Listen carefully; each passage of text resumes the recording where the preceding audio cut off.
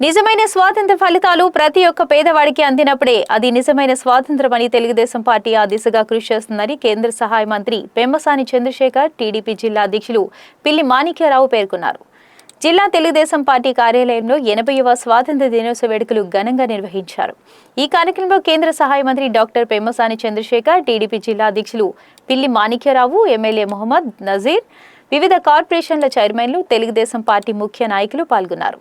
ఈ సందర్భంగా వారు మీడియాతో మాట్లాడుతూ స్వాతంత్ర్యం వచ్చి 36 సంవత్సరాల తర్వాత స్వర్గీయ నందమూరి తారక రామారావు తెలుగుదేశం పార్టీని ప్రారంభించి తెలుగు రాష్ట్రాల్లో అభివృద్ధి సంక్షేమంలో ఈ రాష్ట్రాన్ని ముందుకు ఉంచారని కొనియాడారు.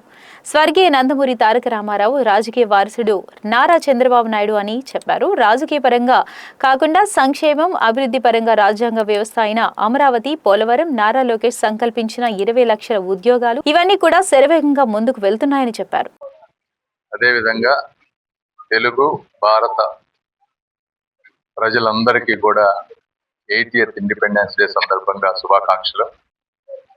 ఒకసారి మన చరిత్రలోకి వెళ్ళి చూస్తే లక్షలాది మంది ఆదర్శనీయుల మహానుభావుల పోరాటంతో వచ్చినటువంటి స్వతంత్రం, అనేక ఒడిదుడుకులతో అనేక భాషలు, అదేవిధంగా మతాలు, ప్రాంతాల సమ్మేళనంతో ఏర్పడినటువంటి దేశం భారతదేశం.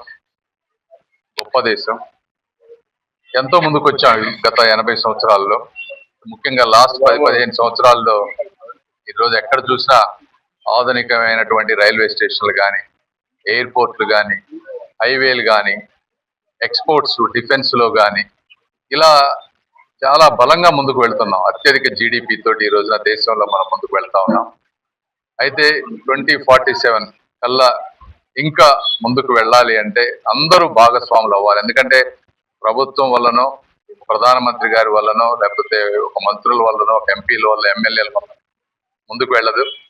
ప్రజలందరూ కూడా భాగస్వామ్యం కావాలి. యువకులు ముందుకు రావాలి.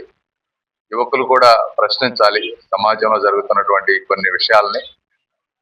మహిళలు ఆర్థిక భాగస్వామ్యం కావాలి. రైతులు అందరూ కనుక కలిసి ఒక పద్ధతి ప్రకారం చేసుకుంటా వస్తే భారతదేశం కూడా అభివృద్ధి చెందిన దేశంగా 2047 కల్లా అయ్యేటువంటి అవకాశం పుష్కలంగా ఉన్నటువంటి దేశం.